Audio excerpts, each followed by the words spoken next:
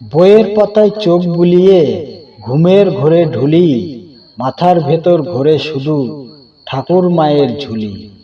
কল্পনাতে উড়াল দিয়ে দূর অজানায় ছুটি, ফুলপরিদের সাথে করি দারুণ লুটোপুটি। ঘুমের ঘোরে শুনতে পেলাম চাঁদ তারাদের ডাক, হৃদয়টাকে দেয় দুলুনি পাক পাখালির ঝাঁক। হঠাৎ আমি মায়ের ডাকে তাকাই পেছন দিকে, ভয়ের চোটে হয়ে গেল মুখের হাসি ফিকে। পিলে আমার চমকে ওঠে বন্ধ বইয়ের পাতা, ভীষণ রাগে গড়গড়িয়ে বলছে মায়ে যাতা। সামনে গিয়ে আস্তে করে বলছি মাগো শোনো, আমায় নিয়ে এত বেশি স্বপ্ন কেন বোনো?